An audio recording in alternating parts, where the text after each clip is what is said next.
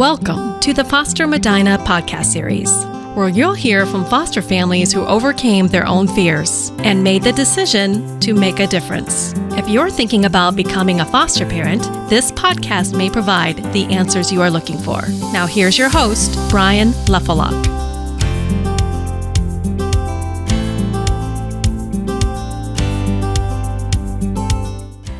Well, hello and welcome to a special bonus edition of the Foster Medina podcast, where we discuss real issues, real challenges, real success stories, and I think this episode a lot of fun about becoming and being a foster parent. My name is Bryan Lefelhoc, and on behalf of the Medina County Job and Family Services, I am happy, thrilled, proud, honored to bring this series to you.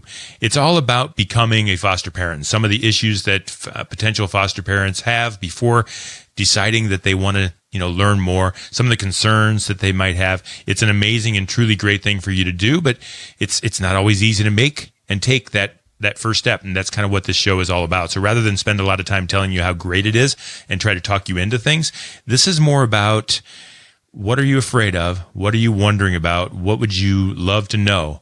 And kind of anticipating those needs and talking to you about that. So we want to help you make good decisions. And in our experience at Medina County Job and Family Services, we find most families are worried about a few certain specific things. And we've actually created a list. It's a list of myths. We call them myths because they're not always true.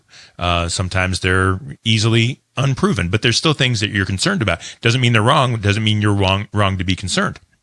It just means that everybody worries about these things, and maybe we might have a few answers for you as far as that goes. If you'd like to see that list, we'd love for you to visit fostermedina.com. That's our website, all things foster and adoption. And that list is there under myths, and you can download that, take a look at that, and see if there's anything that helps you make the best decision. So we've done this entire series of podcasts. This one is a special one.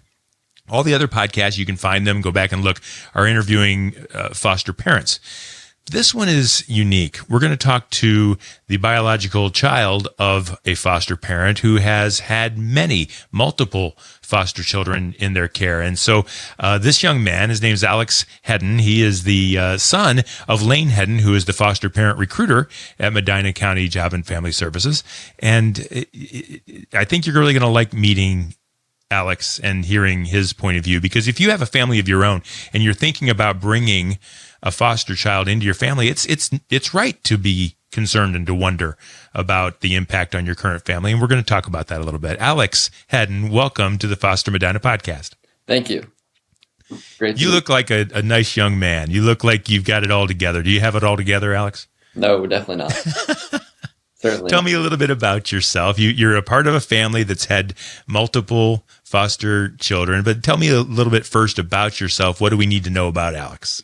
I love playing soccer. I've played since I was 6 years old. I played mostly because I love the sport, love playing with my friends. I'm a senior at Highland High School now, and I like to do a lot of reading in my free time. Love dystopian. What do you like to read? I like to read dystopian novels. Dystopian novels. Who's the author of those? Games and Oh, okay, gotcha. those types. Yes. Yeah, good for you. Good for you. So you are active and involved, and you like to learn, and you're a family young man, and I'm interested in your overall concept of being a kind of a foster brother. Tell me a little bit about your experience as a foster brother here in Medina. I would say that to start off with, when we first started fostering, I was very worried. You were? We first started fostering, and I lost my room. I'd always had my own room, and we converted one of our rooms to a foster room, and I had to share a room with my brother. And I was very unhappy about that. And I was worried that my space was being invaded, as well as with taking another foster care placement, it's going to be another child in the home that needs more care than I would or my brothers would. And so I was worried about how would our family dynamic change, and what would that look like, and how things would be different. And so, Alex, how did you address that with your parents? So I would say it was very much addressed through just the experience of having the foster kid in the home. Okay. It was shown that my parents, although they cared for the children very much, in a lot of the early years, we had many infants ages 0 to 2. And so they required a lot of care. But although they cared for those children greatly, they still retained the same care and attention to us that they had previously. So a lot of those fears were quelled just through experience being in a foster home. What about before your mom and dad decided to do that, though? Did you go to them and say, hey, wait a minute, this is my room. What's going on? Why are we doing this? I mean, before you realized that, okay, this isn't so bad, let's talk about your issues. Because one of the things, Alex, that I think people are worried about is you were probably 10 years old or so at the time. They have kids and they have issues with space and time, and they're wondering. So you had a real problem and you didn't know what the future was going to be. All you knew is you were losing your room. How did that decision get made, though? Even though you were scared to death and really upset, your parents still went ahead and did this. So how did that transpire? I ended up conceding because my parents had described to me the need for children to be placed in a home that cares for them. And I decided that although I was young and I wanted my own room and my own space, that another child being cared for is more important than my own need for a room. So it was many conversations over several months, and it honestly took several years for me to fully be okay with that decision. Even though I had conceded and agreed to give up my room, that didn't mean I was happy about it. I was very much frustrated at times and very unhappy that I lost my room and lost my personal space. So this is really interesting because you actually could have, it sounds like you could have put your foot down and said no, because I think you have a family dynamic and everybody cares about each other in that situation. Something changed in your heart that says, you know what, someone else needs a family more than I need my room. And so you said, okay, we're going to give it a shot. And you didn't like it. What if you wouldn't have changed your mind? How would your life be different now if you'd have stayed with that fear or that anger and not allowed that change to happen? If our family decided not to foster because of my decision not to give up my room, I would not have the valuable life experiences, and I would not have the same growth that I did if we were a foster family. I would not be the same person I was. I would say fostering, although it's really great for the foster kids because they have a place to be cared for, it's been even greater for me, although it didn't seem like it in the first few years because I was frustrated. I wasn't happy that I lost my personal space. Now that I'm older and I'm able to look back on it and see the growth and like how the experiences have changed me, I'm really glad we decided to foster. Yeah. And you've seen, I know your mom and dad have had over 10 kids in the home. One of the concerns that potential foster parents have is that they're worried they're going to get attached. And we've talked to quite a few foster parents about that, and they do get attached, and it's hard. What's the point of view from a brother? These kids come and go in and out of your lives, and of your life. Do you get attached, and how's that feel? Yes, 100%. You mean you pour your heart and your soul into these kids, and I mean, we raise them as if they're our own brothers and sisters, and totally we get attached, and it's really difficult for them to leave. I mean, the last placement that we had him for 2 years, and I loved him like he was my brother, and we raised him since he was an infant till about 2.5 years old, and he's the background of my phone screen. Like, I still think of him all the time, and I really miss him. So 100% we get attached, and it's really tough to leave, but I think that is a good thing. I think that it being tough for them to leave and being attached is a good thing because it shows that you care about them and that they had a family and a house that loved them.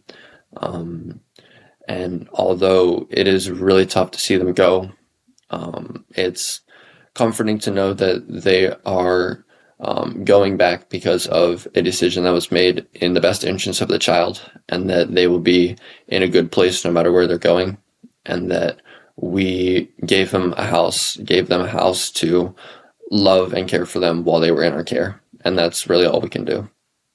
So the pain of that is worth it, Alex? 100%. probably the weeks leading or the weeks immediately following a foster child leaving is really, really tough. And you can see it in our family. Like everyone is very emotional and very, very upset, but we continue to do it because it's so worth it. It's so worth it to care for the children and see how they can grow with our family and care and love for them. And I definitely want to keep doing it. Good for you. Do you have other brothers and sisters? Biological brothers and sisters? I have one older brother and one younger brother. Can you tell me about the family dynamic, the change your family, how did you grow up together as a biological family, knowing that these foster kids are kind of coming and going? How has that changed your family dynamic? It not only made us more responsible, but I think it brought our family together more because it made us be around each other more often because we were caring for the children or helping our parents out in caring for the children. So I would say that before and while we don't have placements, before fostering, when we don't have placements, we're usually our own individual people. We lead our own individual lives. But when we have placements with us, we're very much connected. And I see my brothers a whole lot more when we have a placement. And just because we have to care for them and be around them and help our parents out with them. Because it's not just our parents that are raising these kids. I mean, it's a family effort. So I would say the family dynamic became a whole lot more connected, and it made us a lot more responsible. Do you think you'll be a foster parent? 100%. When I grow up, I definitely want to be a foster parent.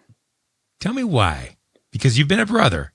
Mm-hmm. What's missing? What are you hoping for now? I want to be a foster parent because not only, obviously, I want to help out children who don't have a home, who don't have a home to go to immediately, and I want to care for them and be that home for them.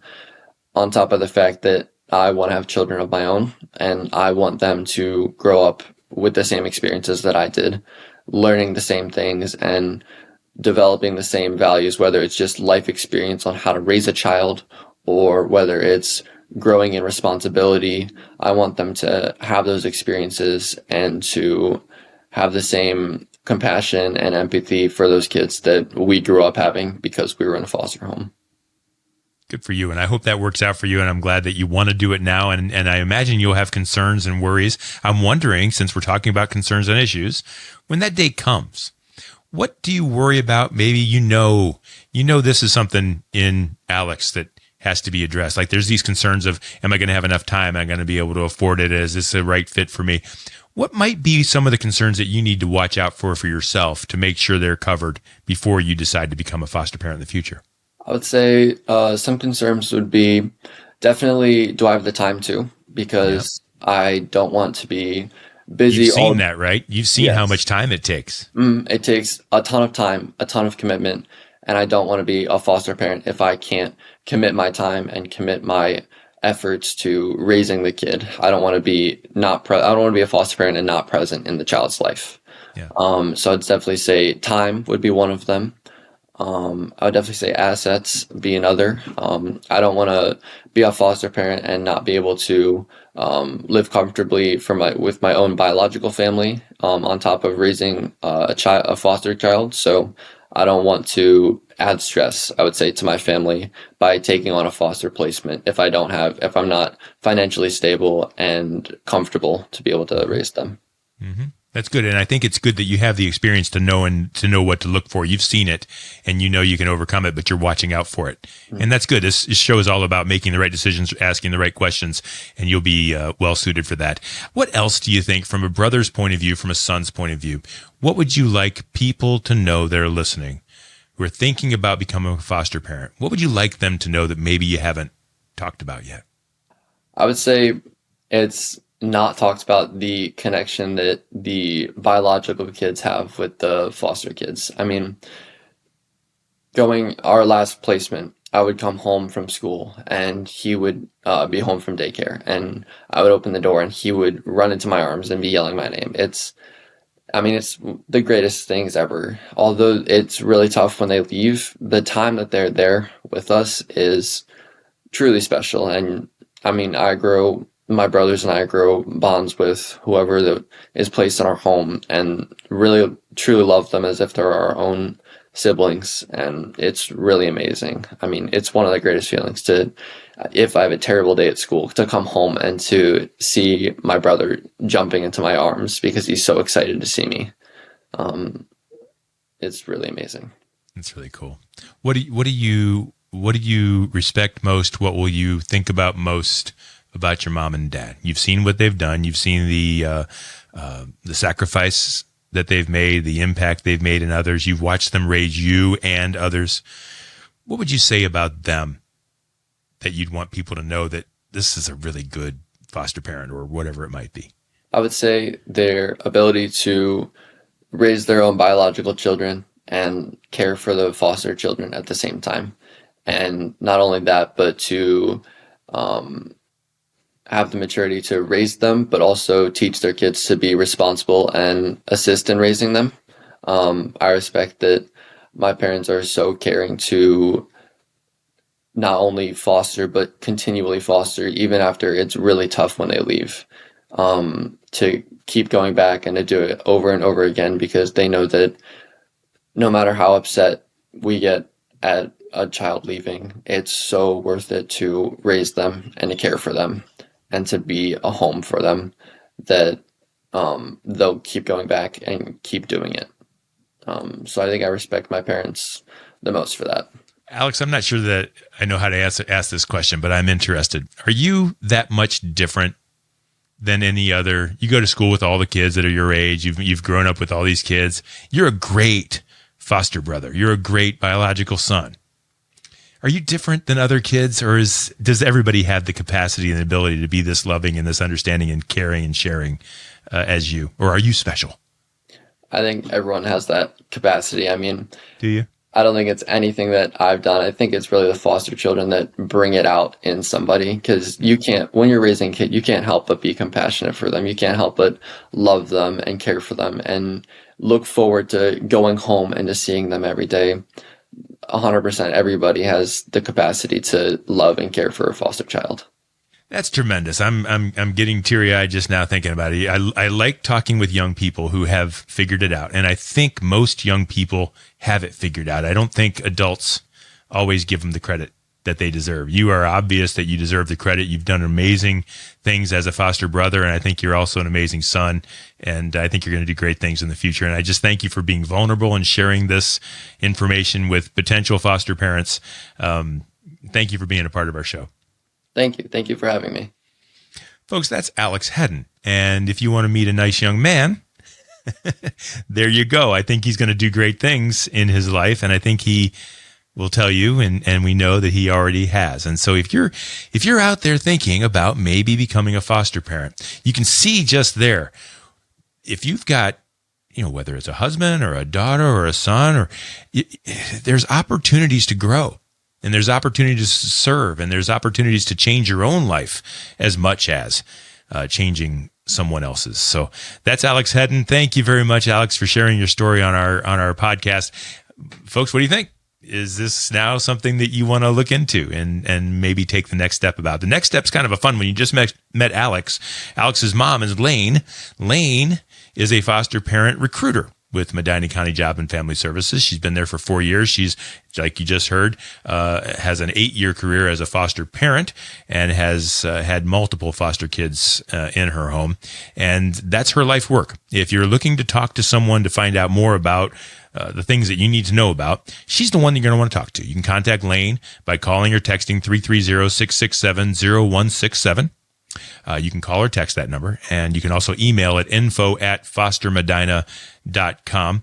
I imagine if you have questions about Alex and about family and the family dynamic, she'll help you out with that as well. So Alex and Lane Hedden, thank you for being a part of our show and our podcast. Remember, our goal in this series isn't to talk you out of your concerns. It's to give you the confidence to reach out and discuss those concerns with us and then make a good choice and a good decision for you and your family that will impact a young foster child's life. For more episodes and for more information, you can subscribe for this channel. You can go to our podcast. You can go to our YouTube channel. Wherever you might find your favorite shows, you'll find us there. We're also at fostermedina.com.